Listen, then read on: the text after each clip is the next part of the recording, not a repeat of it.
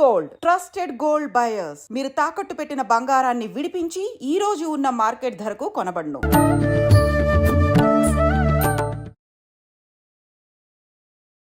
నమస్కారం, welcome to I dream. ధర్మ మార్గం విత్ విజిత కార్యక్రమానికి స్వాగతం. ప్రస్తుతం మనతో పాటు ఉన్నారు వేణుశ్యామ అమ్మ, శ్రీ విద్యా ఉపాసకులు, కామాఖ్య అమృత సాధన సంస్థ వ్యవస్థాపకులు. ఇప్పుడు అమ్మతో మాట్లాడి మరిన్ని విషయాలు తెలుసుకుందాం. ముఖ్యంగా ముందుగా అమ్మ గురించి, మనం అమ్మకు సంబంధించిన విషయాలు కూడా మాట్లాడి తెలుసుకునే ప్రయత్నం అయితే ఈ వీడియోలో చేద్దాం. అమ్మ నమస్కారం. అమ్మ, నేను విన్నాను మీరు చిన్నతనంలోనే ఉపాసన తీసుకున్నట్టుగా. అది ఎంతవరకు వాస్తవము? అంటే అంత చిన్న వయసులో ఉపాసన తీసుకోవాలి అనే ఆలోచన మీకెందుకు వచ్చింది? ముందుగా దాని గురించి మాట్లాడుకుందాం. చిన్నతనంలో ఉపాసన అంటే అసలు ఫస్ట్ నాకు తెలియకుండానే నేను ఇందులోకి వచ్చాను. అది ఎందుకు వచ్చాను అంటే తెలియదు. దానికి కారణం ఏమిటి అని దానికి అర్థం ఏమిటి అంటే, ఇంతకు ముందు చేసినవి ఏమైనా అక్కడ 3rd క్లాస్లో ఒక బుక్లో ఒక మంత్రం చూసా. ఆ మంత్రం చూసి అది చదవడం మొదలుపెట్టా. అది ఎంతలా అంటే ఏది కోరుకుంటే అది అవుతుంది అన్నారు. అంటే నేను బాగా చదువుకోవాలి, మంచి ఉద్యోగం చేయాలి అని చెప్పేసి అనుకుని అలా చదువుతూ ఉండేసరికి ఏమైంది అని అంటే, దానివల్ల కొంచెం కళ్ళు తిరిగినట్టు అయ్యి నేను దాన్ని ఏమంటారంటే అన్కాన్షియస్గా కోల్పోయాను. ఆ కోల్పోయేసరికి ఏమైంది, అమ్మ డాక్టర్ దగ్గరికి తీసుకువెళ్ళారు. ఏమీ లేదు, లేస్తుంది, ఏదో నీరసం అని అన్నారు. కానీ చాలాసేపు లేవకపోయేసరికి మా ఇంటి ఎదురుగుండా ఒకరు ఉపాసకులు ఉన్నారు. వారి గురువుగారు అప్పుడు వచ్చి ఉన్నారనమాట. వచ్చి ఉంటే వారికి చెప్పారు అమ్మ. చెప్తే ఆయన ఇంటికి వచ్చి ఏమైందో అని చెప్పి తల మీద చేయిపోయగానే మళ్ళీ నేను మామూలుగా లేచిన వెంటనే ఫస్ట్ వారు అడిగిన క్వశ్చన్ ఏంటంటే, ఏం మంత్రం చేశావు అని అడిగితే, ఇగో ఈ మంత్రం చేశాను అన్నాను. ఈ మంత్రాలు అలా నువ్వు చేసేయకూడదు, గురువు ఉండాలి, నీకేం తెలుసు అని చేసావు అంటే, లేదు ఆ బుక్లో రాశారు అని చెప్పి బుక్ చూపించాను. అలా చదివి చేయకూడదమ్మా అని చెప్పారు. సరే, ఇంకా అక్కడ అయిపోయిన తర్వాత వారు ఫస్ట్ టైం సరస్వతి మంత్రం ఇచ్చారు. ఆ సరస్వతి మంత్రాన్ని ఒక 2-3 డేస్ చేశానేమో తెలీదు. ఆ తర్వాత ఎప్పుడైనా గుర్తొస్తే చేయడం తప్ప ఎప్పుడు చేయలేదు. ఆ తర్వాత కాలంలో అలా జరుగుతుండగానే ఒకరోజు ఎక్కడంటే మేము ర్యాలీ అని చెప్పి ఈస్ట్ గోదావరి డిస్ట్రిక్ట్లో ఉండేవాళ్ళం. ఉన్నప్పుడు మా నాన్నగారు టీచర్ అనమాట. అక్కడ ఉండేసరికి ఏమైంది అంటే, ఆ గుడికి ఇప్పుడు కంచి కామకోటి పీఠాధిపతులైన విజయేంద్ర సరస్వతి వారు వచ్చారు. వస్తే అప్పుడు ఏమైంది అంటే, వారు వచ్చేసరికి కరెక్ట్గా వారు వచ్చిన టైంకే నేను కూడా కాలేజ్ నుంచి వచ్చాను, ఇంటర్మీడియట్ చదువుతున్నప్పుడు. వచ్చేసరికి ఆయన్ని పూర్ణకుంభంతో స్వాగతం చెప్పి తీసుకువెళ్తున్నారు. వారు వెనకాల వెళ్ళాం. ఎందుకంటే అంతకుముందే పొద్దున్న అమ్మ చెప్పారనమాట. ఏంటి అంటే, ఆ పీఠాధిపతులు ఉన్నప్పుడు మనం ఉంటే వాళ్ళ గాలి మనకి తగిలితే మన పాపాలన్నీ పోతాయి అని చెప్పేసి అమ్మ చెప్పింది. చెప్తే సరే అని చెప్పి వెళ్ళాం అందరం, మా సిస్టర్స్, నేను, అమ్మ అందరం వెళ్ళేసరికి స్వామి ఏం చేశారంటే, ఆయన మెడలో వేసిన దండ తీసి ఎందుకో ఇచ్చారో తెలియదు, నాకు ఇచ్చారు. అది పట్టుకోగానే అసలు ఎనర్జీ డిఫరెన్స్ అన్నది అర్థమైంది. ఆ రోజు రాత్రి ఏంటి జరిగింది అంటే, పడుక్కుని ఉన్నాను, నిద్రపోయేసరికి నేను పడుకున్న మంచాన్ని ఎవరో ఎత్తుకుని వెళ్ళిపోతున్నారు. ఆ ఎత్తుకుని వెళ్ళిపోతున్నది ఎవరు అంటే, ఈయన ఎలా వేషంలో ఉన్నారో అలాంటి దండి సన్యాసులే ఉన్నారు అందరూ పట్టుకెళ్తుంటే, ఎక్కడికి తీసుకెళ్తున్నారంటే ఒక్కళ్ళు కూడా ఆన్సర్ చెప్పటంలే. వాళ్ళ మాటలు వాళ్ళేవో మాట్లాడుకుంటున్నారు, నాకు అర్థం కావట్లేదు కూడా. తీసుకెళ్ళి మా ర్యాలీ గుడి ఉంది కదా, కేశవస్వామి గుడి గర్భగుడిలో ఆ మంచాన్ని పాడేసేసరికి ఏమైంది అని అంటే, అక్కడ నేను చూసేసరికి ఇంకా ఇలాంటి వాళ్ళే బోల్డ్ మంది, అసలు ఎంతమంది ఉన్నారో నాకు తెలియట్లే, వందల్లో ఉన్నారు. ఉండేసరికి అక్కడి నుంచి ఆదిశంకర్ల వారు కనిపించారు విగ్రహం వెనకాల నుంచి వస్తూ. ఫస్ట్ ఆయన్ని చూడగానే నాకు చాలా షాక్ అయ్యి, అదేంటి మీరు చనిపోయారన్నారు కదా, బతికే ఉన్నారా అని అడిగితే, బతికే ఉన్నానో చనిపోయానో తర్వాత తెలుస్తుంది, కామ్గా కూర్చుని నేను మాట్లాడమనే వరకు మాట్లాడకుండా కామ్గా ఉండు అన్నారు. నాకు భయం వేసింది, ఎందుకంటే చాలామంది ఉన్నారు, నేను ఒకదాన్నే ఉన్నానుగా. అప్పుడు అయ్యేసరికి వాళ్ళందరూ కలిసి శక్తిపాతం, అంటే నాకు తెలిసి ఫస్ట్ టైం అయిన శక్తిపాతం అదే. అది అయిన తర్వాతను అవన్నీ ఎప్పుడు తెలుసు అంటే, నేను ఎప్పుడైతే 2003లో నా గురువుని నేను కలిశానో, అమృతానంద సరస్వతుల వారు చెప్పారనమాట, ఇవన్నీ ఎందుకు జరిగాయి, నేను ఫస్ట్ చేసిన మంత్రం ఏమిటి, ఆ మంత్రం బాలా మంత్రం నాకు తెలియకుండా నేను చేశాను. అలా అమ్మవారు ఎందుకు తీసుకొచ్చిందో తర్వాత గురూజీని కలిసిన తర్వాత ఇంకా పూర్తిగా లైఫ్ అంతా టర్న్ అయిపోయింది. ఇంకా అమ్మ మీరు ఆదిశంకరాచార్యుల వారు మీకు దర్శనం ఇచ్చిన సమయంలో మీ వయస్సు ఎంత అప్పుడు? ఇంటర్మీడియట్ అంటే 16, ఇంటర్మీడియట్. 17 మధ్య. ఓకే. ఓకే. అంటే ఇవన్నీ జరిగిన తర్వాత ఇంకా మీకు అనిపించిందా కంప్లీట్ ఈ ఉపాసన, ఆధ్యాత్మికత వైపు ఉండాలి అని చెప్పి? అది నిజం చెప్పాలి అంటే అసలు ఇవన్నీ అయినప్పుడు ఎప్పుడూ అనిపించలేదు. తర్వాత ఎప్పుడూ ఒక లైట్ కనిపిస్తూ ఉండేది. నన్ను ఎక్కడికో తీసుకెళ్తూ ఉండేది. హ్మ్. ఇలా చాలా జరిగినా ఎప్పుడూ అనిపించలే. ఆఖరికి మా గురూజీ ఫస్ట్ టైం అమ్మవారిని ప్రతిష్ఠ చేసినప్పుడు ఆ అమ్మవారు కరెక్ట్‌గా అక్కడ ప్రాణప్రతిష్ఠ అయిన తర్వాత ఆ రోజు రాత్రి వచ్చి నాకు లైఫ్ అంతా ఎలా జరుగుతుంది అన్నది చెప్పారు. అది కూడా గురూజీని కలిసిన తర్వాతే అర్థమైంది. ఎందుకంటే నేను గురూజీని కలిసిన తర్వాత అక్కడ అమ్మవారిని చూసేసరికి ఇదేంటి ఈవిడే కదా నాకు కనిపించింది అని చెప్పి అప్పుడు ఫస్ట్ నేను గురూజీని అసలు అలాగే హ్మ్. ఆయనతో కాన్వర్సేషన్ అనేది మొదలైంది. అడిగినప్పుడు గురూజీ ఎప్పుడు అంటే అంతకుముందు 3 జన్మల నుంచి ఎలా వస్తుందో అవన్నీ చెప్పుకుంటూ తీసుకొచ్చారు. హ్మ్. కానీ గురువుగారిని చూసిన తర్వాత మాత్రమే ఇందులోకి రావాలనిపించింది నిజం చెప్తే. ఆహా! అంతకుముందు జరిగిన ఎక్స్‌పీరియన్స్‌లేవి ఊరికే దండం పెట్టుకోవడం అంతవరకు ఆగాయి తప్ప హ్మ్. ఫస్ట్ టైం నేను గురూజీని చూసినప్పుడు నాకు గురూజీ ఎందుకో నచ్చారు. హ్మ్. అంటే వ్యూస్ చెప్పాలి అంటే ఆయన నాకెప్పుడు ఏమనిపించేది అందరూ ఒక్కటే అవును. అని అనిపించేది. కానీ ఇంట్లో కానీ ఎక్కడ చూసినా సరే అన్నీ తారతమ్యాలు ఉంటూ ఉండేవి. అంటే క్యాస్ట్ అనుకోండి ఏదైనా ప్రతి దాంట్లోనూ తారతమ్యాలు కనిపిస్తూ ఉండేవి. హ్మ్. కానీ గురూజీని చూసినప్పుడే ఫస్ట్ అర్థమైంది ఇలా కూడా ఉండొచ్చు. హా! అంటే అందరూ ఎలా ఉన్నా మనం ఇలా కూడా అందరితో కలిసి ఒకేలా ఈక్వల్‌గా ఉండొచ్చు. అంటే గ్రేట్ అని అక్కర్లేదు, అహంకారంగా ఉండక్కర్లేదు. అవన్నీ ఫస్ట్ టైం ఏంటి అంటే ఒక వ్యక్తి చేస్తున్నప్పుడు అంటే నా ఫీలింగ్స్ అక్కడ నేను చూసా. ఓహ్! ఆయన చేస్తూ ఉండడం. అలా మనం గూడా చెయ్యొచ్చు అని ఎప్పుడు అనిపించిందో ఇంకా నేను చేస్తున్న జాబు. కాకపోతే నాకేంటంటే అటు భర్త అందరూ సహకరించారు. ఇంక అవన్నీ వదిలేసి ఇంకిది చేయాలి అని చెప్పేసి ఇందులోకి కంప్లీట్‌గా. ఇప్పుడు ఎన్ని సంవత్సరాలు అవుతుందమ్మా కంప్లీట్‌గా వచ్చేసి? కంప్లీట్‌గా వచ్చే 25 ఇయర్స్. 25 ఇయర్స్ కంప్లీట్‌గా వదిలేసే. ఓహ్! అంటే వివాహ జీవితంలో ఉన్నప్పటికీ ఇలా ఆధ్యాత్మికత వైపు కంప్లీట్‌గా అలా చే ఉండొచ్చంటారా? ఉండొచ్చు. హ్మ్. ఎందుకు అంటే అమ్మవారు కూడా అయ్యవారు, సుబ్రహ్మణ్య స్వామి, గణపతి అవును. ఆవిడ అదే కుటుంబం. చెప్తోంది కదా! హ్మ్. అందులో ఏంటంటే వర్ణాశ్రమ విధాయిని ఆ! మనకిచ్చిన వర్ణం అంటే ఏదైతే కులమో ఆశ్రమ ధర్మం అంటే గృహస్థాశ్రమమా, బ్రహ్మచర్యమా, హ్మ్. సన్యాస మనకి ఏ ఆశ్రమం ఇస్తే ఆ ఆశ్రమ ధర్మం ప్రకారం ఉపాసన అన్నది హ్మ్. ఖచ్చితంగా చెయ్యొచ్చు. ఓకే. అమ్మ ఇలా అడగొచ్చో లేదో తెలీదు. మీలాంటి మాతాజీలకి మేమందరము పిల్లలతో సమానమే. కానీ మీకు సంతానం ఏమైనా ఉన్నారా? ఒక పాప. ఒక పాప ఉంది. ఓకే. సంతోషం అమ్మ. అమ్మ మంత్రం గురించి తీసుకుందాము. ఇందాక మీరు చెప్పినట్టుగా చూస్తే మీకు తెలియని వయసులోనే ఒక మంత్రాన్ని పుస్తకంలో చూసి పట్టుకొని మీరు చేయటం వల్ల అది ఏదో ఒక ప్రభావం అయితే మీ పైన చూపిచ్చింది. అంటే నిజంగా మంత్ర ప్రభావం అనేది ఖచ్చితంగా ఎవ్వరి పైనైనా ఉంటుందా? 100% ఉంటుందమ్మా. కావాలంటే 100కి 500% మనం సైన్ చేసి కూడా ఇవ్వచ్చు. హ్మ్. వాళ్ళు మంత్రం చేస్తే చాలు. కాకపోతే ఇక్కడ ఉండాల్సింది ఏంటి అంటే వాళ్ళ కమిట్మెంట్. అంటే ఓకే. శ్రద్ధ ఎక్కువ ఉండాలి. నేను చెయ్యాలి అని వాళ్ళకుండి చేస్తే అంటే చెయ్యాలని లేకుండా చేసినా సరే ఆ మంత్రం వాళ్ళకి పనిచేస్తుంది. ఎందుకంటే అక్కడ చెప్పారు దేవి అథర్వణ శీర్షంలో మంత్రాణం మాతృకాం దేవీం. ఏ మంత్రం చదివినా సరే అమ్మ ఎలా వస్తుంది అంటే అమ్మలా వస్తుంది. అదే లలితా సహస్రంలో మాతృకావర్ణ రూపిణి. ఆ అక్షరాలన్నీ చదివితే ఆవిడ రూపం మన సూక్ష్మ శరీరంలో ఏర్పడుతుంది. అందుకే మన లెటర్స్ ఏవైతే ఉన్నాయో వాటిని చూసినప్పుడు మీరు అక్షరము అంటే క్షరము లేదు. అంటే చావు లేదని అర్థం.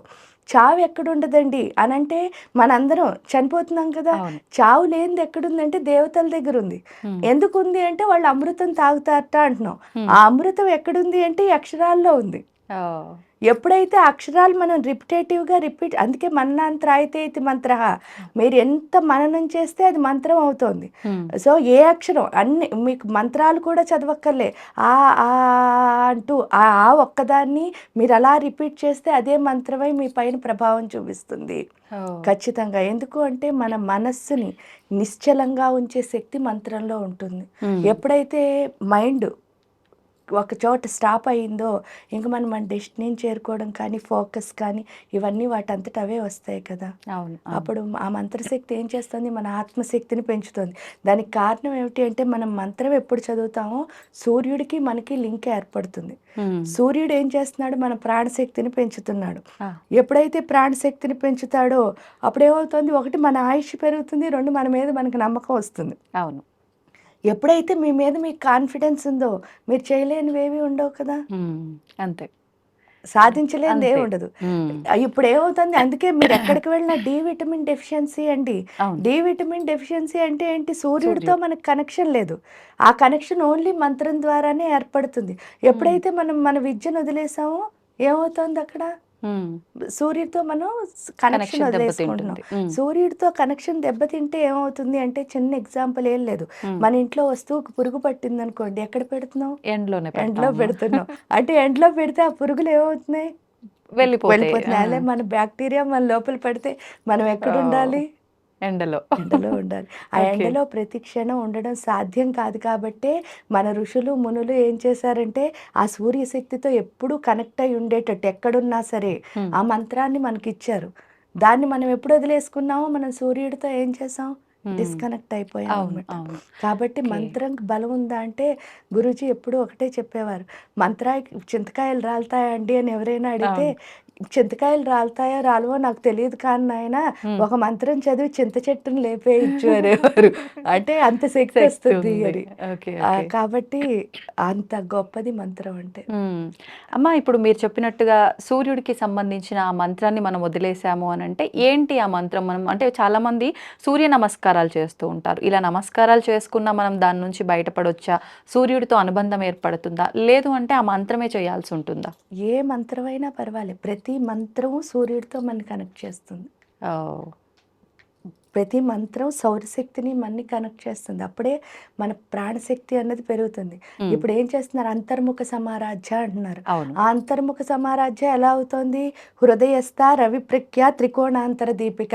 ఆ హృదయం లోపలికి వెళ్తే ఒక చిన్న ట్రయాంగిల్ ఉంటుంది, అందులో ఒక దీపం ఉంటుంది. ఆ త్రికోణంలో ఉన్న దీపం ఏదైతే ఉందో అదే నీ ప్రాణం, అదే ఎవరి స్వరూపం అంటున్నావు, అమ్మవారి యొక్క స్వరూపం. మీరు గాయత్రి మంత్రం చదివితే ప్రాణశక్తి వస్తుంది అంటున్నారు. సూర్యుడికి చదివిన అంటే ఏది చదివినా ప్రాణశక్తే పెరుగుతుంది.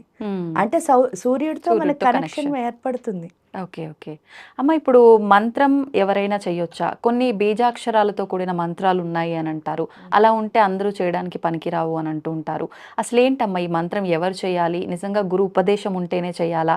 అలాంటి మంత్రాలు ఏవైనా సపరేట్గా ఉన్నాయా? దాని గురించి తెలియజేయండి. గురు ఉపదేశం ఉంటేనే మంత్రం చేయాలి అన్నది ఖచ్చితంగా నిజం. ఎందుకంటే ఫస్ట్ నా లైఫ్ చూసారు కదా. అంటే గురువు ఏం చేస్తాడు అంటే, మన డైరెక్షన్ కరెక్ట్గా, ఇప్పుడు ఏంటి అంటే మనకి స్టీరింగ్ ఉంది, కార్ ఉంది, డ్రైవ్ వచ్చని మనం మొదలెట్టాం అనుకోండి, అది ఎలాగ చేయాలి అంటే ఎవరో చూస్తుంటే ఇలా తిప్పుతున్నారు అనుకుంటాం అంతే. కానీ దాన్ని ఎలా వాడాలో మనకి పూర్తిగా అవగాహన లేనప్పుడు వాడితే ఏమవుతుంది, అందుకని చెప్పేసి మనకంటే పెద్దవాళ్ళు గురువులు మనకి ఎప్పుడైతే ఉపదేశం చేశారో దాన్ని ఎలా వాడాలి అన్నది మనకు అర్థమయ్యేటట్టు చేస్తారు. అంతే తప్ప ఈ సృష్టిలో ఎవరైనా సరే మంత్రం చెయ్యాలి అంటే వాళ్ళకు ఉండాల్సిన అర్హత ఏంటి అంటే, ఆ చెయ్యాలి అన్న జిజ్ఞాస అంతే. వాళ్ళకి చెయ్యాలనిపిస్తే చాలు, ఎవరైనా చేయొచ్చు. ఎందుకు అంటే ఇది ఆత్మకి సంబంధించింది తప్ప శరీరానికి సంబంధించింది అసలు కాదు. అందుకే ఆత్మవిద్య, మహావిద్య, శ్రీ విద్య, కామసేవిత. ఏ విద్య అయినా మన ఆత్మని మనం సంస్కరించుకోవడానికి. అది శ్రీ విద్య ఉపాసన అని కాదు, విష్ణువుకు పూజ చేయండి, శివుడికి ఎవరికి చేసినా ఎందుకు మన ఆత్మని మనం సంస్కరించుకోవడానికే చేస్తున్నాం. ఆ చేసుకున్నప్పుడు ఎవరైనా చేయొచ్చు, స్త్రీ పురుషుడు లేకపోతే పిల్లలు ఎవరు ఏం ఉండదు. అంటే ఈ కులం అలాంటివి ఏమీ లేవు. లింగ మత వర్ణ భేదం లేకుండా ఎవరైనా చేయొచ్చు. వాళ్ళకు ఉండాల్సింది ఏంటంటే గుండెల నిండా చేయాలి అన్నది. అంతే. ఆ ఇష్టం ఉంటే చాలు, చేయొచ్చు. నిజంగా అంటుంటారు కదమ్మా, ఎవరికైనా ఇష్టం లేనిదే ఆ పని మనం బలవంతంగా చేయగలిగని అంటే వాళ్ళు చేసేలా మనం ప్రేరేపించలేము.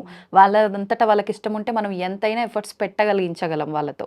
అమ్మ, ఇప్పుడు మీరు చెప్పినట్టుగా ఆత్మ విద్య, మహావిద్య, శ్రీ విద్య ఇలా చెప్పారు. జనరల్గా మనందరము సోషల్ మీడియా ద్వారా వింటూ ఉంటాము, కొంతలో కొంత శ్రీ విద్య అంటే ఏంటి అని చెప్పి. అందరికీ అవగాహన ఉన్నా లేకపోయినా కూడా కొంచెం అది మనకు తెలుసున్న ఒక విద్య, ఉపాసన అని చెప్పి. మీరు చెప్పిన ఆత్మ విద్య, మహావిద్య ఇవేంటి అసలు? ఇవి ఎందుకు ఉపయోగపడతాయి? శ్రీ విద్య ఆత్మవిద్య అంటే ఓకే. అంటే ఏంటి అంటే శరీరానికి నుంచి లోపలికి వెళ్ళి ఏదైతే చూస్తున్నాం అందుకే మా దాని పేరు కూడా కామాఖ్య అమృత శోధన. శోధన అంటే అర్థం ఏమిటి అంటే లోపలికి వెళ్ళి శోధించు అంటే లోపలికి వెళ్ళు డీప్గా. ఓకే. అందుకే లలితా సహస్రనామాలు కూడా మీరు చూస్తే రహస్యనామాలు. అవును. ఈ రహస్యనామాలు అంటే అర్థం ఏమిటి? చాలా మంది రహస్యం అంటే అది చదవకూడదు, కానీ రహస్యంగా రహస్యం ఉండేవి అంటే అని. రహస్యంగా ఉండేవని కాదు, ఆ, అందులో చాలా రహస్యాలు ఉన్నాయి. అంటే మనం ఏం చేయాలి దాన్ని తెలుసుకోవాలి. తెలుసుకోవాలి. అవును. అందుకే లాస్ట్లో మళ్ళీ చెప్పారు చూడండి, 180 అయిపోయిన తర్వాత 180వ శ్లోకంలో అభ్యాసాతిశయజ్ఞాత షడద్వాతీత రూపిణి. అంటే అర్థం ఏమిటి అంటే ఎంత అభ్యాసం చేస్తామో అంత కొత్తగా కనిపిస్తుందిట. అంటే ఓ. ప్రతిసారి మీరు ఏదో కొత్తదనాన్ని ఫైండ్ చేస్తున్నారు అక్కడ. మ్మ్. అంటే అమ్మ ఒకసారి చూసినప్పుడు ఎందుకు అలా కూడా కాదు, ఫస్ట్ రోజు మీరు యాంకరింగ్ చేసినప్పుడు మీకు ఎలా ఉంటుంది? ఇబ్బందిగా అది ఉంటుంది. ఎలాగో చేసుకుంటూ వెళ్తారు. రెండో రోజు కొంచెం, ఆ తర్వాత ఓ 10 రోజులు అయ్యేసరికి మీరు ఇక్కడ అడ్జస్ట్ అవుతారు. అవును. కానీ ఈ రోజు మీరు ఫుల్గా అనుభవంతో చేస్తారు. అంటే డిఫరెన్స్ ఏమైంది? మీ మారుతూ అనుభవం. వస్తుంది అంటే అనుభవం వల్ల. మీరు చేయటంతో ఒక్కొక్కళ్ళతో మీకున్న ఎక్స్పీరియన్స్లు ఏవైతే ఉన్నాయో అవే మీ లైఫ్ స్టైల్లోకి వచ్చేస్తున్నాయి.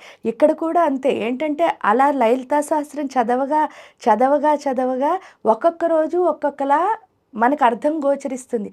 ఆ తర్వాత నిజమైన తత్వంలోకి వెళ్ళడమే. అందుకే ఎంత అభ్యాసం చేస్తే అంత ఎక్కువగా అమ్మ యొక్క తత్వాన్ని మనం తెలుసుకోగలం. అదేంటి అంటే ఆత్మవిద్య అంటే కూడా ఇక్కడ అర్థం, మీరు ఎప్పుడైనా సైంటిస్టులు ఏవైనా కనుక్కున్నారనుకోండి, అవును. వాళ్ళు రీసెర్చ్ చేశారండి అంటారు. అవును. కానీ ఇక్కడ ఒక్కచోటే మనం సాధన అంటాం. సాధన అంటే అర్థం ఏమిటి అంటే శోధించు. ఓకే. దేన్ని శోధించాలి అంటే నిన్ను నువ్వు శోధించు. ఎప్పుడైనా సరే ఇది ఒక్కటే యూనిక్. మళ్ళీ మిమ్మల్ని నేను శోధించాను అనుకోండి, అప్పుడు ఏమవుతుంది? రీసెర్చే. అంతే. ఎందుకంటే మిమ్మల్ని చూసుకోవడానికి మీరున్నారు కదా, అవును. నన్ను చూసుకోవడానికి నేను ఒకదాన్నే ఉన్నాను. అవును. ఇది ఇంకెవరూ శోధించలేరు. కరెక్ట్. కాబట్టి ఇది సెర్చ్. శోధన అంటే సెర్చ్ అని అర్థం. అది ఓకే. రీసెర్చ్ అవుతోంది. అంటే ఉంది ఆల్రెడీ, దాన్ని ఉందని చూపిస్తున్నాం. ఇదేమిటో తెలియదు, దీన్ని చూడడానికి ట్రై చేస్తున్నాం. అందుకనే ఎప్పుడైనా ఆత్మవిద్య అంటే ఏంటంటే నిన్ను నువ్వే చూసుకో లోపలికి వెళ్ళి. ఆ ఆత్మవిద్య అన్నా కూడా నిజంగా ఏంటి అంటే మానవుడికి ఒక లక్షణం ఉంటుంది. ఆ లక్షణం ఏమిటి అంటే ఎప్పుడు పక్క వాళ్ళతో పోల్చుకుంటూ ఉంటాం. అవును. అన్నిటికంటే బ్యాడ్ హ్యాబిట్ అదే. ఎందుకు అని అంటే అందరితో ఎప్పుడైతే పోల్చుకుంటున్నామో ఈ సృష్టిలో ఉన్న అందరినీ, మనం ఏమనుకుంటున్నాం? వీళ్ళలా అందరిలా ఉండాలనుకుంటున్నాం. కానీ ఎప్పుడు ఎవరిలా ఉండట్లే, మనలా మళ్ళా ఉండట్లే. మనం ఉండట్లే. అప్పుడు ఏమవుతుంది అంటే మన దగ్గర ఎన్నైనా ఉండనివ్వండి ఈ సృష్టిలో, ఏదో ఒకటి లేదని అసంతృప్తి. ఖచ్చితంగా ఆ ఉంటుంది. అసంతృప్తి ఏంటి అంటే నన్ను నేను చూసుకోవటంలే. దానికి అది మనకి తెలియచేయడానికి దేవుడు ఏం చేస్తాడంటే మన ఇంట్లో పిల్లలు పుట్టిస్తాడు. ఈ పిల్లలు చూడండి, ఎప్పుడైనా తల్లి కానీ అంటే ఇంట్లో ఎవరు పెద్దవాళ్ళైనా వాళ్ళతో ఆడుతున్నంతసేపు అస్సలు వాళ్ళు పట్టించుకోరు. అవును. అదే మనం పక్కకు వచ్చేసాం, పక్కకి రాగానే ఆ పిల్లలకి ఏంటంటే వాళ్ళ మీద అటెన్షన్ కావాలి. కావాలన్నప్పుడు ఏం చేస్తారంటే అన్ని పిచ్చి పనులు చేసి, మనం ఏదో ఫోన్లో మాట్లాడుతున్నా, చుట్టాలు వచ్చి మాట్లాడుతున్నా, ఫ్రెండ్స్తో డిస్టర్బ్ చేయడానికి ట్రై చేస్తూ ఉంటారు. వాస్తవం. ఎందుకు? వాళ్ళ పైన వాళ్ళకి అటెన్షన్ కావాలి అంతే. అంతే. దానికోసం చేసినప్పుడు చాలా మంది పిల్లల్ని బుజ్జగించి చెప్తారు. ఇంకా మితిమీరుతోంది అన్నప్పుడు కొంచెం కోప్పడ్డాం అనుకోండి, వాళ్ళు వెంటనే బొగ్గుమూతి పెట్టుకుని పక్కకి వెళ్ళిపోయి కూర్చుంటారు. మళ్ళీ మనమే వెళ్ళి బతిమాలు అవును. తీసుకొస్తాం. సో ఇక్కడ కూడా ప్రాణం అంతే. ఎప్పుడు ఏం చేస్తూ ఉంటుంటాం, మనం వీళ్ళందరినీ చూస్తూ ఉంటాం. అవును. ఇదేమో పిలుస్తూ ఉంటుంది. పిలిచిన ప్రతిసారి చెప్తా ఉంటా, కొంతసేపు ఆగు, నేను బిజీగా ఉన్నాను, వీళ్ళందరినీ ఎవరు చూస్తారు అని. ఆ చెప్పిన ప్రతిసారి దీని మొహం ఏమవుతుంది? ఆ పిల్లల్లాగే బొంగుమూతి పెడుతుంది. అలా ఒకసారి అయితే పర్వాలేదు, అవును. ప్రతిసారి అదే అవుతున్నప్పుడు ఏమవుతుందంటే అసంతృప్తి ఏర్పడుతోంది. ఇక్కడ ఆత్మవిద్య అని అందుకే అన్నారనమాట. ఆ అసంతృప్తి ఏర్పడుతోందని ఇప్పుడు మీకొచ్చి నేను చెప్పాననుకో మీరు వినరు, అవును. నాకొచ్చి మీరు చెప్పారనుకో నేను కూడా అవును. వినను. అదే నాకు నేను చెప్పుకున్నాను అనుకోండి ఖచ్చితంగా వింటాను వింటా. కదా. ఈ మంత్రం చదవడం ద్వారా ఏం అర్థమవుతుంది అంటే వీళ్ళందరినీ చూడడం కాదు, అసలు నేనేం చేస్తున్నాను, ఎవరిని చూడాలి? నన్ను నేను చూసుకోవాలి. ఎప్పుడైతే మనం చూసుకోవడం మొదలెడతామో దాన్నే ఆత్మ సాక్షాత్కార సిద్ధి అంటారు. అది ఎప్పుడైతే వచ్చిందో ఆత్మజ్ఞానం అన్నది కలుగుతుంది. ఇంకప్పుడు ఇక్కడ ఆత్మజ్ఞానం ఎప్పుడైతే కలిగిందో, ఓహో దీన్ని కూడా శరీరంతో చూడడం కాదు, ఇవన్నీ ఏంటి అంటే ఆత్మలే. ఆ ఆత్మని చూడడం వస్తుంది. ఎప్పుడైతే వచ్చిందో ఇంక శరీరం మీద ఈగో అంటే ఇలా చూసినప్పుడు ఏమవుతుంది? అహంకారం. అవును. ఎప్పుడైతే లోపల చూసామో అహంకారం ఏం లేదు. మీరు చేసినా, నేను చేసినా అంతే. ఒకటే. ఒకటే. అందరము అందరం ఒకటే అన్న ఒక్కటే. ఆలోచన ఉంటుంది. అది ఆత్మవిద్య వల్ల వస్తుంది. హ్మ్. అది ఎప్పుడు రావాలంటే ఫస్ట్ మనకు ఆత్మజ్ఞానం మనకు కలగాలి. ఎందుకంటే ఈ టేస్ట్ తెలియకుండా దాన్ని మనం ఏమి చేయలేం. అవును. మనం ఏం చేస్తాం ఎప్పుడు ఇలా చూడాలని ట్రై చేస్తాం. హ్మ్. లేకపోతే దాన్ని మార్చేద్దాం అనుకుంటాం. అవును. ఈ మైండ్‌కే ఈ మైండ్ అర్థం అవ్వకపోతే దాన్నెలా మారుస్తాం అసలు? అంతే. అది అక్కడికి వెళ్ళాక పూర్తిగా అర్థమవుతుంది. హ్మ్. నేను ఎవరిని మార్చడానికి ఇక్కడ పుట్టలేదు. నన్ను నేను నన్ను నేను ఉద్ధరించుకోవడానికి. ఉద్ధరించుకోవడానికే పుట్టాను అని తెలుస్తుంది. ఓకే. ఓకే. అమ్మ ఇప్పుడు బీజాక్షర మంత్రాలు అని నేను ఇందాక అడిగా కదా! దాని గురించి కాస్త నాకు వివరణ ఇవ్వరా? అందరూ చెయ్యొచ్చా? అందరూ ఏంటి? ఇప్పుడు గాయత్రి మంత్రం ఉంది. అందరూ చేయడానికి వీల్లేదంటారు. ఎందుకు చేయొద్దు? ప్రత్యేకించి ఆడవాళ్ళు అసలే చేయకూడదంటారు. అలాంటి మంత్రాలు ఈ మధ్య కాలంలో కొంతమంది నమః శివాయ కూడా చేయడానికి వీల్లేదు అందరూ. శివాయ నమః అని చెప్పాలి. ఇలా చెప్తున్నారు. ఒక్కసారి దాని గురించి వివరణ.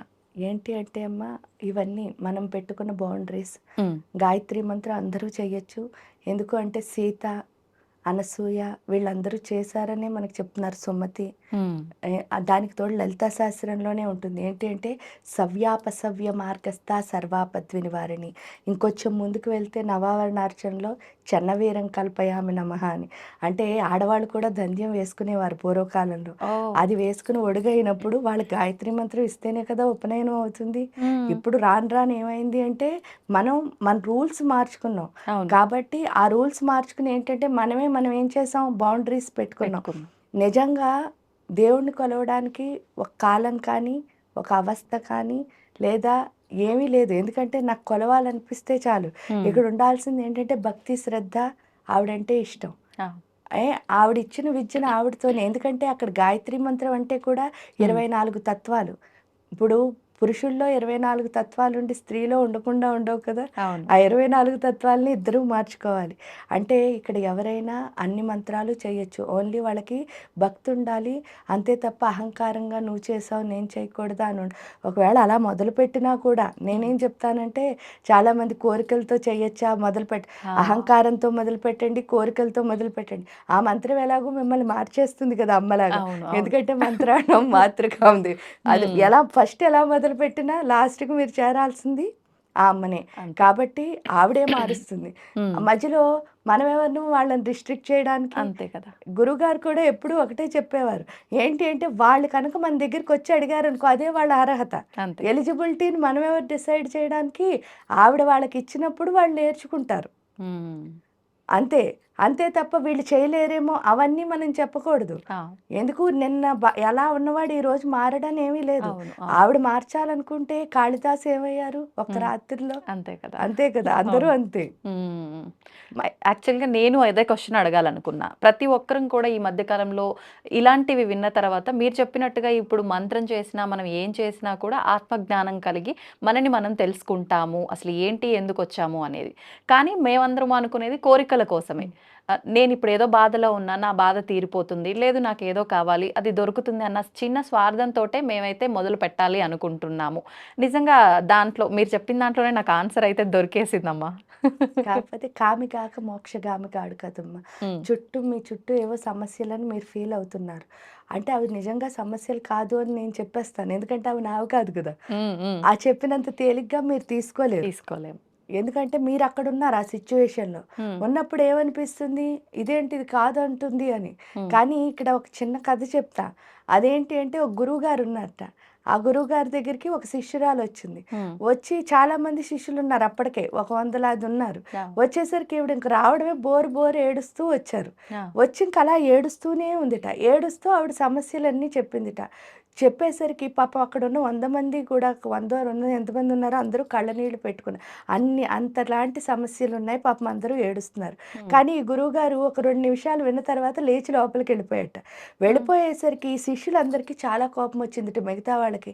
ఆవిడంత బాధపడుతూ ఉంటే ఒకటో, రెండో మంత్రం చేసిన మనకే గుండె కరిగిపోయి ఏడుపొచ్చింది. అన్ని మంత్రాలు చేసి ఇంత సాధన చేసి మనందరికీ మంత్రం ఇచ్చిన వాడేంటి గుండె గుండె లేని వాళ్ళ లోపలికెళ్ళిపోయాడు అని చెప్పి వీళ్ళు తిట్టుకుంటున్నారు.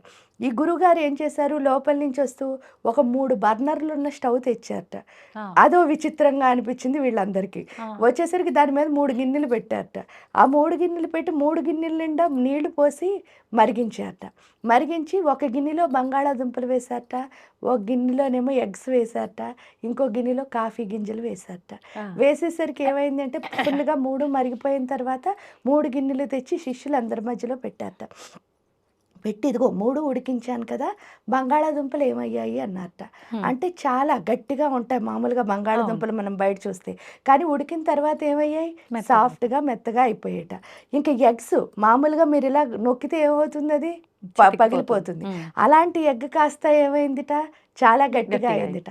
కాఫీ గింజలు ఏమయ్యాయి అంటే వాటి తత్వాన్ని మార్చేసి ఫుల్గా వాటర్లా మారిపోయి, అది. అంటే మిక్స్ అయిపోయి అవును, అందులో కలిసిపోయాయి కలిసిపోయి నీళ్ళతో. కలిసిపోయేసరికి 3 ఎప్పుడైతే ఇలా జరిగాయో, మరి ఆయన అడిగింది ఒకటేట, మూడిటికి వచ్చిన ప్రతికూల పరిస్థితి ఒకటా కాదా? హ్మ్. అంటే మరుగుతున్న నీళ్ళల్లోనే మూడింటిని వేసాం, వేశారు. అంటే మన ఎమోషన్స్ అందరివి ఒకటేనా కాదా? ఒకటే. ఈ సృష్టిలో ఉన్న ఎమోషన్స్ అందరివి ఒక్కటే. ఒకటే.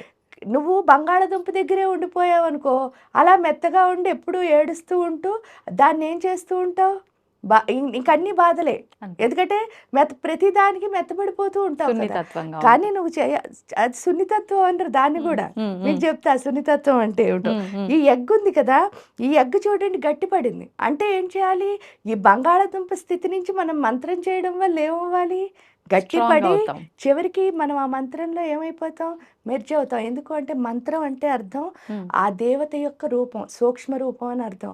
ఆ మంత్రాన్ని మనం ఎంత బాగా చదువుతాం. అందుకే ఏం చెప్పారంటే అక్కడ మాతృకావర్ణ రూపిణి. హ్మ్. మాతృకావర్ణ రూపిణి అంటే ఏంటంటే ఆ మంత్రం చదవడం వల్ల ఈ అమ్మవారి ఏ అమ్మవారని కాదు, వినాయకుడి మంత్రం చదవండి, శివుడు ఏ మంత్రం చదివితే ఆ సూక్ష్మ రూపం మన సూక్ష్మ శరీరంలో హ్మ్. ఏర్పడుతుంది. అందుకే మంత్రం చదివిన వాళ్ళ ముఖంలో ఏం కనిపిస్తుంది, కళ. తేజస్సు, కళ. ఏదైతే ఆ తేజస్సు ఏదైతే ఎందుకు కనిపిస్తోంది అంటే ఆ మంత్రశక్తి ఎందులో వస్తుంది, వీళ్ళ ఆత్మలో కలుస్తుంది. హ్మ్. అలా మనం ఈ ఎగ్గులా మారి ఎవరిలా మారాలి, ఆ హ్మ్. కాఫీ పొడిలా మారాలి. అవును, అవును, అప్పుడు ఏమవుతాం, మిక్స్ అయిపోతాం. అవును. అప్పుడు మిక్స్ అయితే నువ్వే దేవత నీలో కలిసింది. అంటే దేవత యొక్క స్వరూపం కింద మారుతున్నప్పుడు నీకు ఈ సమస్యలన్నీ ఏమవుతాయి, చిన్నవైపోతాయి అప్పుడు నువ్వు అన్నీ కూడా. కోరుకోవాల్సిన అవసరం ఉన్నదా అసలు, లేదు. సాధిస్తూ వెళ్ళడమే. అంతే. అది ఇక్కడ అర్థమవుతుంది. హ్మ్. మన వాళ్ళకున్న సెన్సిటివిటీ అంటే కూడా అర్థం ఏమిటి అంటే, హ్మ్, హ్మ్. నేను సెన్సిటివ్ అంటే నా నెత్తి మీద కొండ ఉందండి ఎప్పుడూ హెడ్ ఏడుస్తూ ఉంటాను. చేస్తాం. ఆ, అంటే ఫీలింగ్ అన్నా అదే చెప్తాం.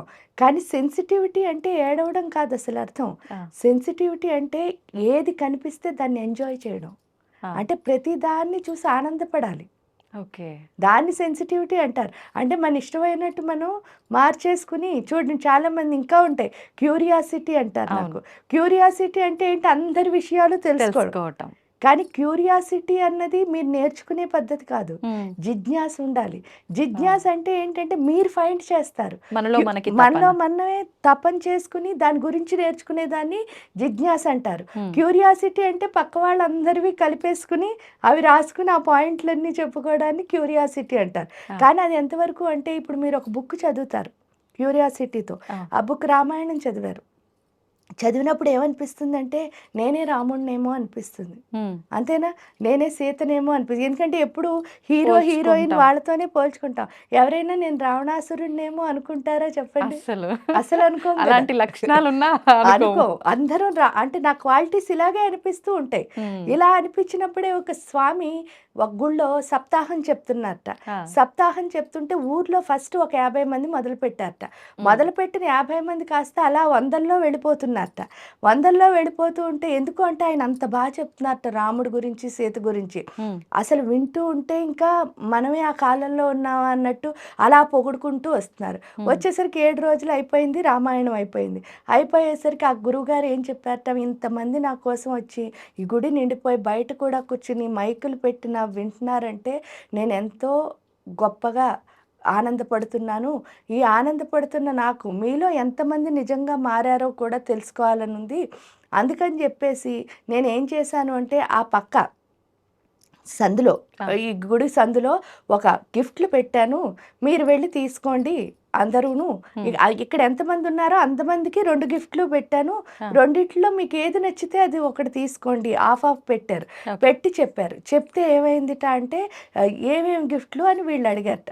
ఏం లేదు స్వామి, చిన్న క్యూరియాసిటీ, మీలాంటి గొప్పవాళ్ళు గిఫ్ట్ ఇస్తున్నారంటే ఏదో మంచి గిఫ్ట్ అయి ఉంటుంది, అది ఏదో తెలుసుకోవాలి అంటే ఏం లేదు నాయన, ఒకటి రాముడు బొమ్మ ఒకటి రావణాసురుడు బొమ్మ అన్నారట. అనేసరికి ఇంకా ఇక్కడ ఉన్న వేలల్లో పిల్లలు ఉన్నారు కదా, ఈ పిల్లలందరూ ఆయన తిట్టడం మొదలెట్టారట. అప్పటి వరకు పొగిడిన నోటితోనే ఇష్టమైనట్టు తిట్టారట.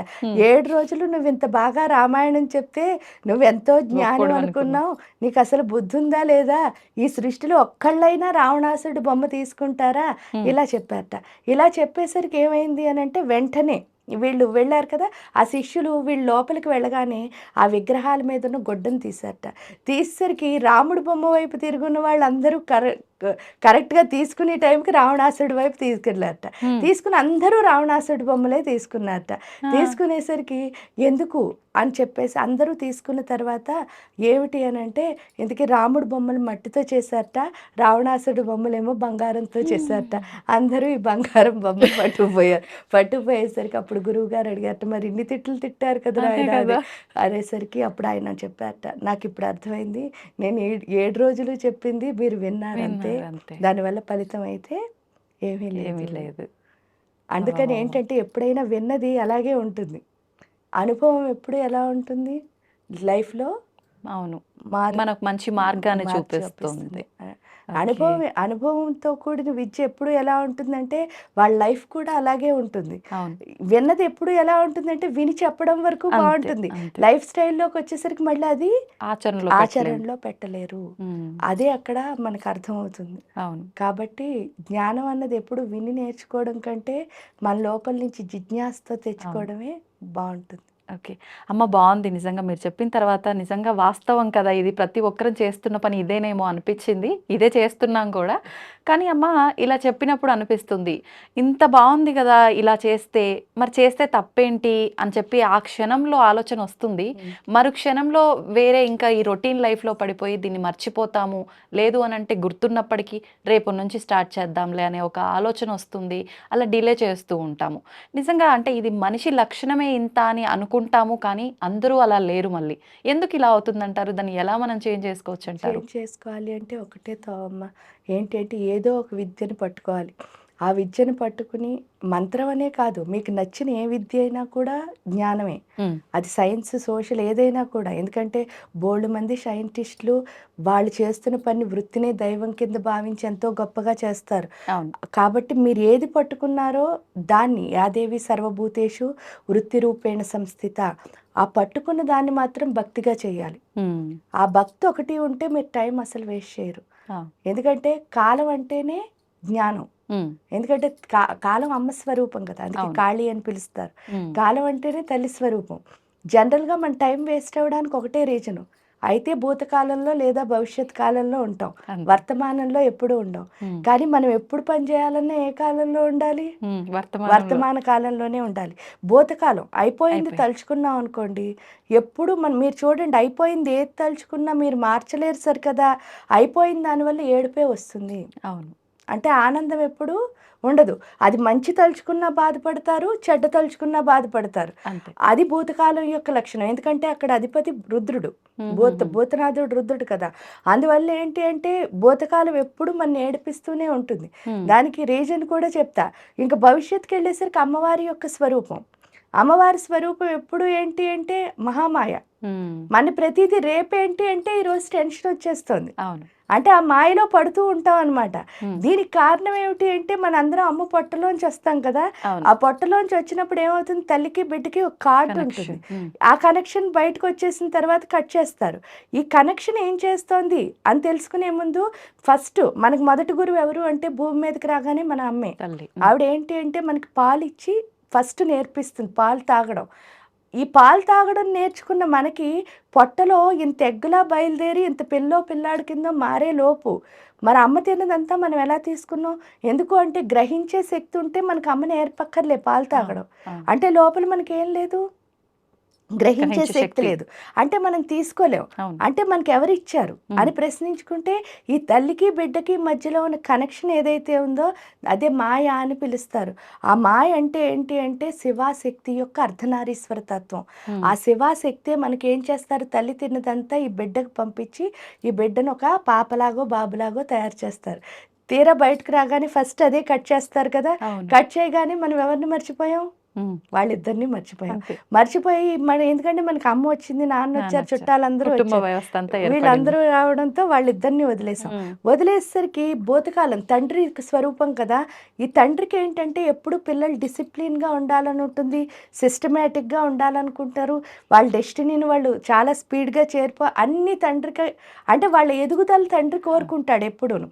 అందుకని ఏంటి అంటే మనం ఎప్పుడైతే ఈ కింద స్థాయిలో ఉన్నామో ఈ తండ్రికి నచ్చదు. హ్మ్. నచ్చక ఏం చేస్తారు, ఒక దెబ్బేస్తారు. దాంతో ఏడుపొస్తుంది. అంతే. ఇంకా అమ్మ స్వరూపం ఏమిటి అంటే అమ్మకెప్పుడు పిల్లలు తన చుట్టూ అమ్మ, అమ్మ, అమ్మ, అమ్మ అని తిరిగితే ఇష్టం. అవును. ఆ అటెన్షన్ కోసం ఈవిడ టెన్షన్ ఇస్తుంది.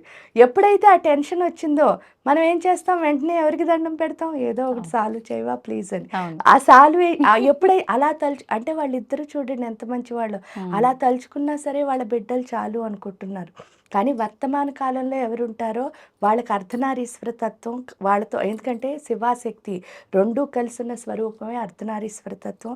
అదే వర్తమాన కాలం అంటే. హ్మ్. ఇంత లాజిక్‌లు ఏం చెప్పక్కర్లే.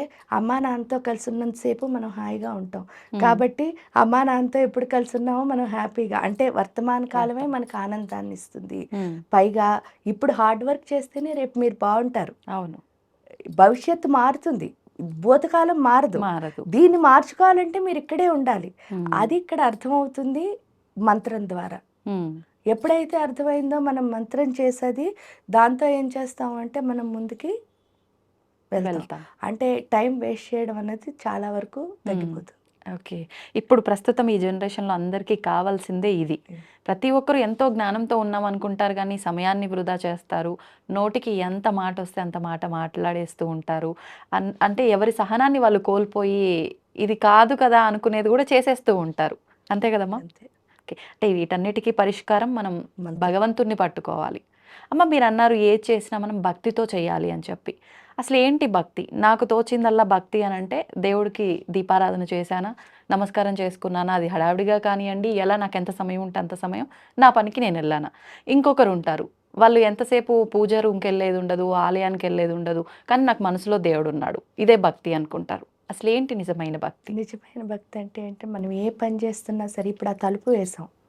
ఆ తలుపు వేయడమే పూజ. మీరు తుడిచాం. తుడవడమే పూజ. గిన్నె కడిగాం. కడగడమే పూజ. అంటే ఏది చేసినా సరే విసురుగా చేస్తారు చూసారా? హ్మ్. హ్మ్. అలా కాకుండా ప్రేమగా చేయడం ఏదైతే ఉందో అదే పూజ. ఆ! ఇప్పుడు మీతో మాట్లాడుతున్నాం. అది కూడా మంచిగా ప్రేమగా మాట్లాడుకోవాలి. ఎందుకంటే మళ్ళీ ఎంతసేపు ఎప్పుడు కలుస్తామో మనకు తెలీదు కదా! అవును. ఈ కాసేపు మనం హాయిగా ఉండొచ్చు కదా! అవును. అదేదైతే ఉందో అదే భక్తంటే. హ్మ్. పూజ అందుకే అంటారు కదా! పత్రం, పుష్పం, ఫలం, తోయం. తోయం.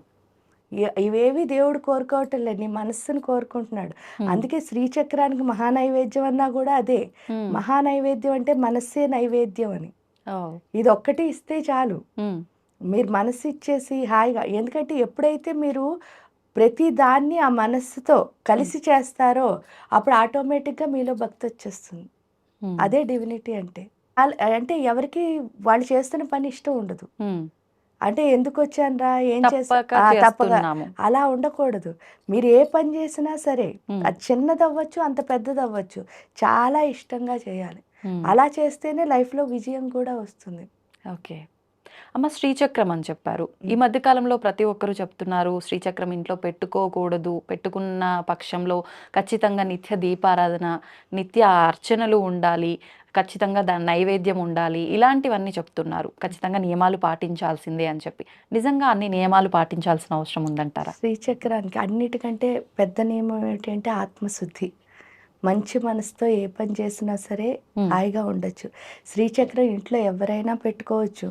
ఎందుకు అంటే శరీరమే శ్రీచక్రం అక్కడ. ఆ! శరీరంలో ఉన్న నవరంధ్రాలే అక్కడున్న నవావరణలు. కానీ ఎందుకు దానికి ఖచ్చితంగా పూజలు జరగాలి, గురువు ఉండాలి ఇలాంటివన్నీ చెప్పారు అంటే హ్మ్. శ్రీచక్రానికి ఒక లక్షణం ఉంది. శ్రీచక్రానికని కాదు, మీ ఇంట్లో మీ అమ్మున్నారు, లేతే మీకు పిల్లలున్నారు. మీ లక్షణం ఏమిటి అని అంటే పిల్లలకి వాళ్ళు ఏదన్నా చిన్న పని చేశారనుకోండి, మీరు దానికి డబుల్ చేసి ఇచ్చేస్తారు. అవును. ఎందుకు అంటే పిల్లల మీద తల్లికి అంత ప్రేమ ఉంటుంది. అంతే. మనం ఇంత పని చేస్తే అమ్మ అంత మురిసిపోతుంది. అవును. అంటే ఆవిడ బోల్డ్ చేస్తుంది కానీ అప్పుడు మనకు అర్థం అవ్వదు. కానీ చాలా చిన్న పనినే మా పిల్ల చేసింది చేసింది. ఎందుకంటే ఆ తల్లిలో ఉన్న లక్షణమే మనం ఏది ఇచ్చినా సరే ఇంకా చాలా ఇచ్చేయాలి పిల్లలకి ఆనందం. అలాగే శ్రీచక్రంలో ఉన్న అధిష్టాన దేవత లలితా మహారాజ్ని. అవును. ఆ లలిత మనందరికీ అమ్మ కదా. అంటే ఏంటంటే ఇక్కడ మనతో పాటు ఒక 80 ఏళ్ళు ఉండే అమ్మకే మన మీద ఇంత ప్రేమ ఉంటే మనం ఎన్ని జన్మలు ఎత్తుతున్నామో అన్ని జన్మలు మనతో పాటు వస్తున్న అమ్మకి మన మీద ఇంకా ప్రేమ ఉంటుంది కదా. అంతే. అందువల్ల అక్కడ ఏంటి అంటే ఆ శ్రీచక్రంలో ఉన్న అమ్మ మనం ఏది ఇచ్చినా సరే అన్ని రెట్లు ఇచ్చేస్తుంది. జనరల్గా పూజ చేయమనడానికి కారణం ఏమిటి అంటే మంత్రంతో పూజ ఎప్పుడు చేస్తామో మనకేమవుతుంది, ప్రశాంతత, ఆనందం, ఇలాంటి మంచివన్నీ వస్తాయి. లేదు నార్మల్గా వదిలేస్తే ఏమవుతుందంటే ఇంట్లో ఉన్న ఎమోషన్స్, మనలో ఉన్న కోపాలు అవన్నీ కదా, అవును. మళ్ళీ అవి ఏమవుతున్నాయి, రిటర్న్ బ్యాక్ వస్తాయి. వస్తాయి ఎక్కువ. అందుకని చెప్పేసి దానికి ఖచ్చితంగా పూజ జరగాలి అని అంటారు. ఓకే. మనం మంచి మనసుతో అయ్యో నాకేం ఎమోషన్స్ లేవు అని శ్రీచక్రం పెట్టుకుంటే అసలు తప్పు కాదు. కాకపోతే పెట్టుకున్న తర్వాత ఏంటి అంటే పంచపూజలు, ఖడ్గమాలో ఏదో ఒకటి చదువుకుంటూ ఉంటే అక్కడ కొంచెం శక్తి అన్నది మంచిగా ఉంటుంది. పాజిటివ్ ఎనర్జీ ఉండటానికి ఆస్కారం ఉంటుంది. అమ్మ, మనం అమ్మవారి నామాన్ని, మంత్రాన్ని ఎప్పుడు ఉచ్చరించాలన్నా, ఏ ఆలయానికి వెళ్ళినా నార్మల్గా కూడా శ్రీమాత్రే నమః అని చెప్పి తలుచుకుంటూ ఉంటాము. అసలు ఏంటమ్మా శ్రీమాత్రే నమః అంటే ఏంటి? శ్రీమాత్రే నమః, శ్రీ అన్నదానికి ఫస్ట్ చెప్దాం. ఎందుకంటే మీకు చాలాసార్లు అమ్మవారిని రహస్య విద్య అని చెప్తాం. ఇది 2 రకాలు. ఒకటి ఉత్తిష్ట విద్య అని చెప్తారు, రెండోది రహస్య విద్య అని చెప్తారు. ఇప్పుడు మనం రహస్య విద్య గురించి మాట్లాడుకుంటున్నాం. ఈ రహస్య విద్య అంటే ఏంటి అంటే చాలామంది అది దాచేసి విద్య అంటే ఎవరికి చెప్పకూడదేమో అని చెప్పి చాలామంది కొంతమంది చదవాలని ఇలా రూల్స్ అయిపోయాయి. కానీ ఇక్కడికి వచ్చేసరికి రహస్య విద్య అంటే ఏంటి రహస్యం అసలు అంటే రహస్యం అంటే ఛేదించు అని, అంటే లోపలికి వెళ్ళి చూడు డీప్గా, అప్పుడు నీకు అర్థమవుతుంది అని చెప్పడం. ఇక్కడ ఆ రహస్యం ఏమిటి అంటే శ్రీ అన్నదే రహస్యం. ఎందుకు శ్రీ అన్నది రహస్యం అండి అంటారు. మామూలుగా ఏదైనా మీరు కాళీ గురించి పూజ చేసుకున్నారు, ఏమంటున్నారు, కాళికాదేవికి పూజ చేశానండి, ఇది కాళీ విద్య. విష్ణుమూర్తికి పూజ చేశారు, విష్ణు విద్య అంటున్నారు. శివుడు లేకపోతే కుమారస్వామి ఎవరైతే వాళ్ళ పేరుతో వచ్చేస్తుంది. ఇక్కడ శ్రీ విద్య అంటే అసలు ఎవరో తెలియట్లేదు, అదే రహస్యం. ఈ శ్రీ అన్నది పోని శ్రీ విద్య ఉపాసకులు అంటే ఎవరు అని అంటే ఎవరో ఒకళ్ళు స్పెషల్గా చూపించి వీళ్ళు అమ్మవారు పూజ చేస్తారండి, వీళ్ళు శ్రీ విద్యా ఉపాసకులు అని చెప్తున్నాం. అసలు నిజమా అని ప్రశ్నించుకుంటే ఈ భూమి మీద పుట్టిన ప్రతి హిందువు శ్రీ విద్యా ఉపాసకుడే. అది ఎలా అండి అంటారు. మీరు పుట్టారు, ఫస్ట్ పుట్టగానే ఒక శుభకార్యం ఏదైనా జరిగిందనుకోండి, వెంటనే శ్రీమన్ రాసే మనం మొదలు పెడతాం. అంటే మనం శ్రీ విద్యా ఉపాసకులమే కదా. మన ఆడవాళ్ళని ఎవరైనా పొగడాలి అంటే ఒక మంచి పని ఏదో చేశారు వాళ్ళని పొగడాలి, ఏమంటున్నారు, శ్రీమతి గారు అంటున్నారు. అంటే మరి శ్రీ వచ్చిందా, పురుషుల్ని పొగడాలి, శ్రీ గారు అంటున్నారు. అంటే శ్రీ అన్నది ఒక రెస్పెక్ట్కి వాడుతున్నాం, ఒక శుభానికి వాడుతున్నాం. మళ్ళీ ఇంకో చోట వచ్చేసరికి లక్ష్మి అంటున్నాం, సరస్వతి అంటున్నాం, పార్వతి అంటున్నాం. అంటే శ్రీ విద్యా ఉపాసన అనేది మనకు అసలు పుట్టుకతోనే ఉంది.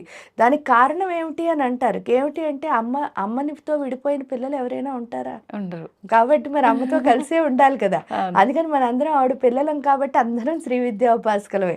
ఏడుకు వచ్చేసరికి శ్రీ అంటే అర్థం ఏమిటి అని అన్నప్పుడు శ్రీంకారం. మీరు చూస్తే మామూలుగా ఒక అక్షరం ఏకాక్షర బీజాక్షర మంత్రం, కానీ లోపలికి వెళ్ళేసరికి ఆ శ్రీంలో ఎన్ని అక్షరాలు ఉన్నాయో చూడండి.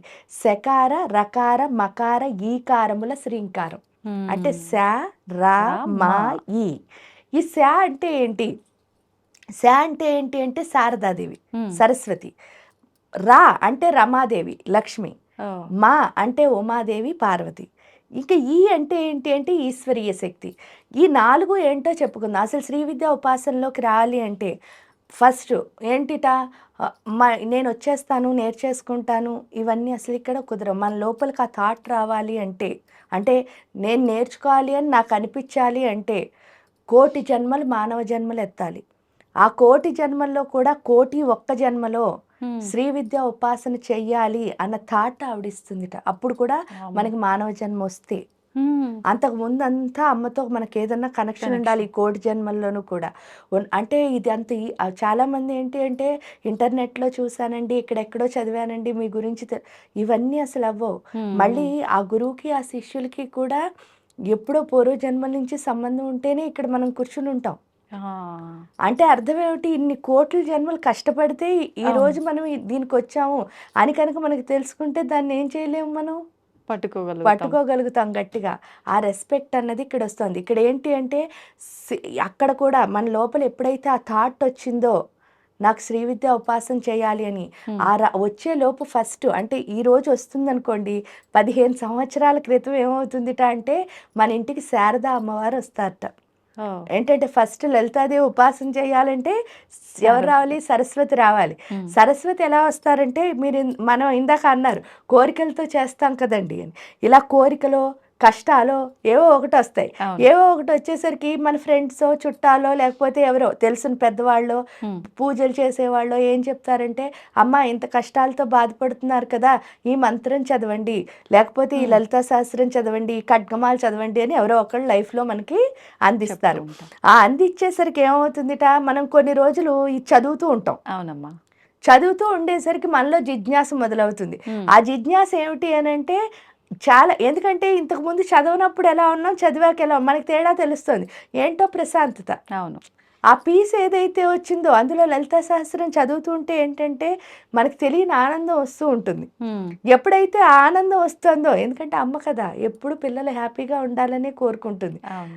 ఆ హ్యాపీనెస్ ఎప్పుడైతే వస్తుందో ఈవిడ గురించి ఏదో ఒకటి తెలుసుకోవాలి అని అనిపించేసరికి ఓ 10 ఏళ్ళు క్రితం ఎవరు వస్తారు అంటే రా ఆకారం వస్తుంది. రా అంటే ఏంటి అంటే రమ, లక్ష్మి.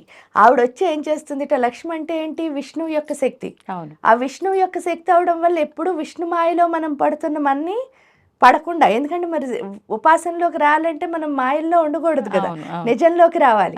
ఆ నిజంలోకి ఎవరు తీసుకొస్తారంటే లక్ష్మి మన తీసుకొస్తుంది. ఎలాగా అంటే మీకు తెలుసు, మనందరికీ తెలుసు లక్ష్మి అంటే ఐశ్వర్యం, ఐశ్వర్యం అంటే డబ్బులు అని అనుకుంటాం.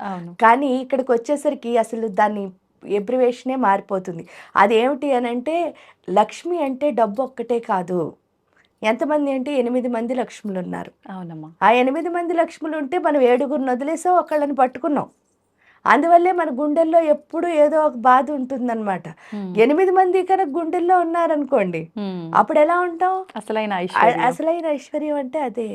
ఇక్కడ ఫస్ట్ లక్ష్మి మీరు చూస్తే ఆదిలక్ష్మి అని పిలుస్తారు.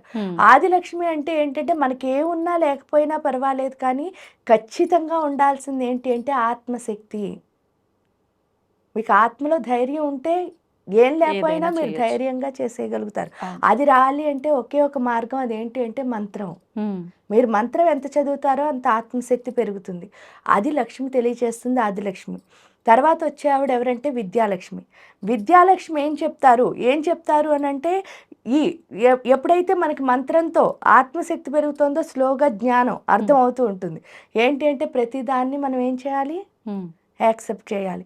ఈ యాక్సెప్ట్ చేసే స్థితిలో మనకు ఒకటి అడ్డొస్తుంది. దాని పేరు ఏమిటి అంటే అహంకారం. ఆ అహంకారం ఏదైతే ఉందో దాన్ని మరి తీసేయాలి కదా, అందుకని గజలక్ష్మీదేవి వస్తుంది. గజము అంటే ఏంటి? ఏనుగు. ఏనుగు అంటే అర్థం ఏమిటిట? ఈ సృష్టిలో ప్రతి జీవులు, ఎన్ని జీవులు ఉన్నాయో అన్ని జీవుల కంటే పెద్ద అహంకారం ఉన్న జీవి పేరు ఏంటంటే ఏనుగు. సో అంటే ఏంటి? పెద్ద అహంకారం అంటే ఏంటండి అంటారు. అంటే మనకెంత అహంకారం ఉంది? ఆ కాలు నుంచి తల వరకు అంతే, ఇంత చిన్న అహంకారం. కానీ ఏనుగు అహంకారం అలా లేదుట. ఏమిటి అంటే ఈ సృష్టి అంతా నేనే ఉన్నాను, ఈ సృష్టి మొత్తం నా లోపలే ఉందని. ఈ చిన్న అహంకారాన్ని తీసేసి ఆ పెద్ద అహంకారాన్ని పెడుతుంది గజలక్ష్మి.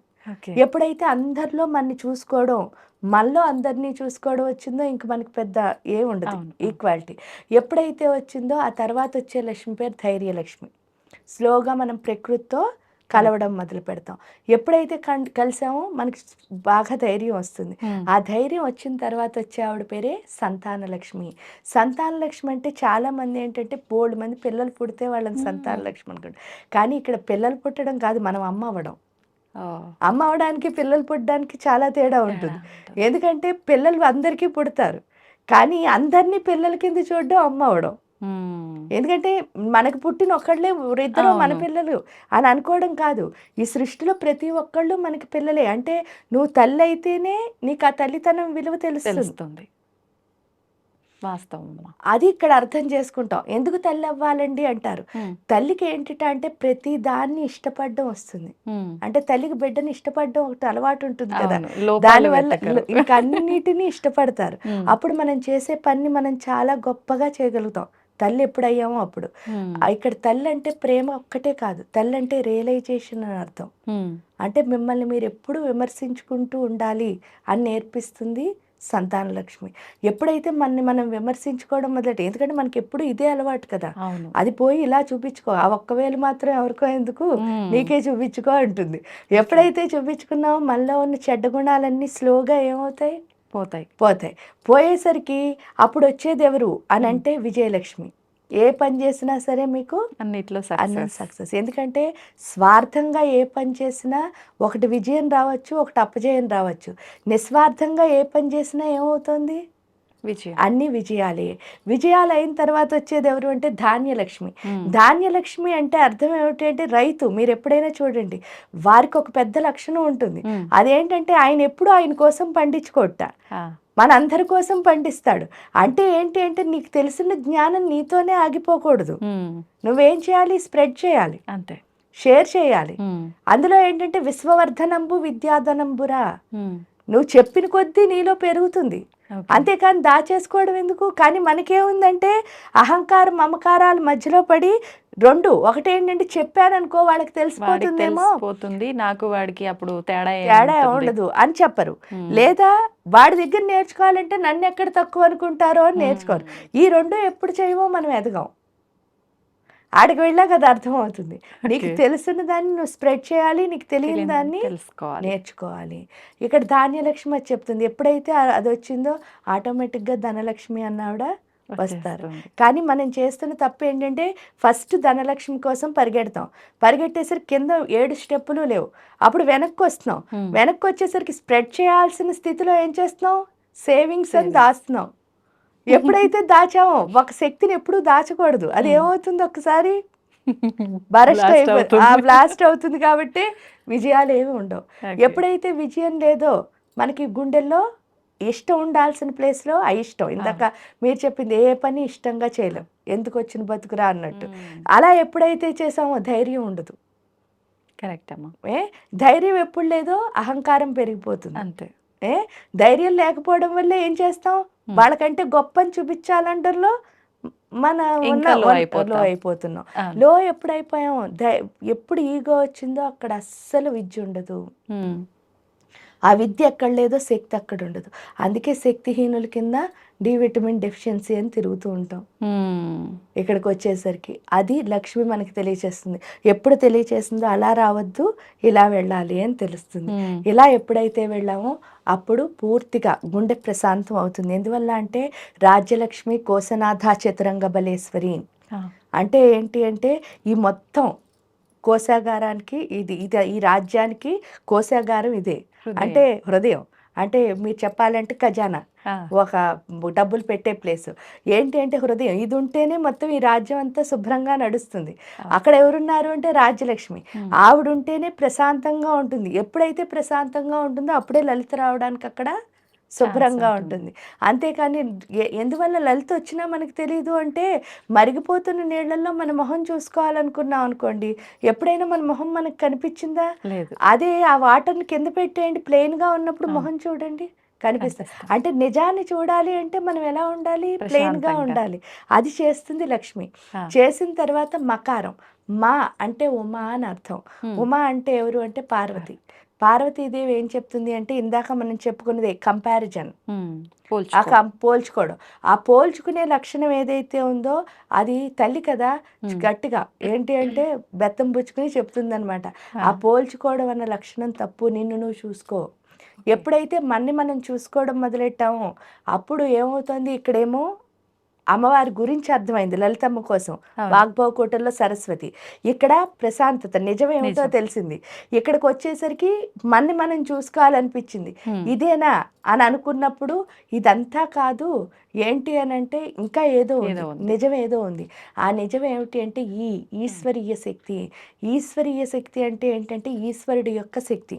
ఈశ్వరుడి యొక్క శక్తి ఎవరు అంటే అమ్మ. హ్మ్. ఆవిడ ఎక్కడున్నారు అంటే ఫస్ట్ ఈశ్వరుడు ఎక్కడున్నాడో మనకు తెలియాలి. తెలియాలి. ఈశ్వరుడు ఎక్కడున్నాడండి అని అన్నాం అనుకో, హ్మ్. ఈశాన సర్వ విద్యానాం ఈశ్వర సర్వభూతానాం బ్రహ్మాధిపతి బ్రహ్మణోధిపతి బ్రహ్మా శివోమే అస్తు సదాశివం. ఈశ్వరుడు ఇక్కడ లేడు అక్కడ ఉన్నాడు అని లేదు, ప్రతి పరమాణువులోనూ ఉన్నాడు, అండపిండ బ్రహ్మాండం అంతా ఉన్నాడు అన్నాడు కదా అని చెప్పి చూద్దాం అనుకున్నాం అనుకోండి, ఎక్కడైనా కనిపిస్తున్నాడా? లేదు. ఎందుకు కనిపించటం లేదు అని ప్రశ్నించుకుంటే మనం ఒక్కసారి రుద్రంకి వెళ్తే రుద్రంలో చెప్తారనమాట, ఆత్మభౌడే ఈశ్వరుడు అని. అంటే మన ఆత్మ ఎవరు అంటే ఈశ్వరుడి యొక్క స్వరూపం. ఓకే. రుద్రుడి యొక్క స్వరూపం మన ఆత్మ. అంటే ప్రతి ఒక్కళ్ళలో ఉన్న ఆత్మ ఎవరు? ఈశ్వరుడు. రుద్రుడే. వాడిని చూడాలంటే మనం ఎక్కడ చూడగలం? లోపలే చూడగలం. అవును. ఫస్ట్ నా లోపల నేను చూసుకుంటే మీ లోపల తెలుస్తుంది. ఉన్నది నాకు అర్థమవుతుంది. కానీ ఇక్కడ లోపల చూసుకున్నప్పుడు ఏం అర్థమవుతుంది అంటే లోపల ఈశ్వరుడు ఉన్నాడు, హ్మ్. బయట ఉన్న ప్రకృతి అంతా ఎవరి స్వరూపం అంటే అమ్మ యొక్క స్వరూపం. హ్మ్. లోపల నాన్న బయట అమ్మ ఉన్నారు. ఇప్పుడు నేను చేయాల్సింది ఏంటి అంటే ఈ నాభిస్థానం ద్వారా వాళ్ళిద్దరిని కనెక్ట్ చేయడం. కలుపుకోవడం. అదే శ్రీ విద్యా ఉపాసన అంటే. ఆ శ్రీ అంటే అర్థమే అది. ఓ. అందుకనే రహస్యం ఏంటి అంటే శ్రీ అంటే అర్థం ఏమిటి అంటే సరస్వతీదేవి, లక్ష్మీదేవి, పార్వతీదేవి వీళ్ళు ముగ్గురు మనని మార్చిన తర్వాత మనం చేసే పని ఏంటంటే ఈ ప్రకృతిని మన ఆత్మని అనుసంధానం చేసుకోవడాన్ని హ్మ్. ఆ శ్రీంకారం అని పిలుస్తారు. అందుకే అది శ్రీ విద్యా ఉపాసన. ఈ ప్రకృతిని ఆత్మని అనుసంధానం చేసే విద్య అంటే ఏంటంటే కనెక్షన్, ఆ. ఉపాసన అంటే ఏంటంటే అలా మారడం. ఓకే. ఎవరిలా మారుతున్నావు అంటే ఆ లలితమ్మలా మారుతున్నాను. హ్మ్. అందుకనే శ్రీ మాత్రే నమః అన్నిటి ముందు శ్రీ పెట్టడానికి కారణం అది. ఓకే. అద్భుతం అమ్మ. నిజంగా చాలా అద్భుతంగా వివరించారు. నిజంగా అంతే చక్కగా అర్థమైంది కూడా. ఆ డీటెయిలింగ్ అంటే ఎంతోమంది చెప్తుంటారు కానీ వింటుంటే ఓ అనిపిస్తుంది. కానీ ఆ వివరణ మాత్రం నిజంగా సూపర్ ఉందమ్మా. ఇంకా మాట్లాడాలనిపిస్తుంది కానీ మనకు సమయం సరిపోవట్లేదు. మరొక మంచి ఎపిసోడ్లో మరిన్ని విషయాలు మాట్లాడుకుందాం అమ్మ. ధన్యవాదాలు. దీన్ని తవ్వండి, తవ్వుతూనే శివలింగం. పరమాత్మకు జీవా సరే దాన్ని అట్లా కప్పేసేయండి, చూపించదండి. Krishna is there. మూర్తి పూజ కాదు, సాక్షాత్ బ్రజేంద్ర నందన భగవాన్ ఉన్నారు మూర్తిలో. ఏమీ ఆశించకుండా ఆరాధించే వాళ్ళు కూడా ఉన్నారా ప్రభుజీ? నిజమైన భక్తి అంటే మనకు తెలియదు కాబట్టి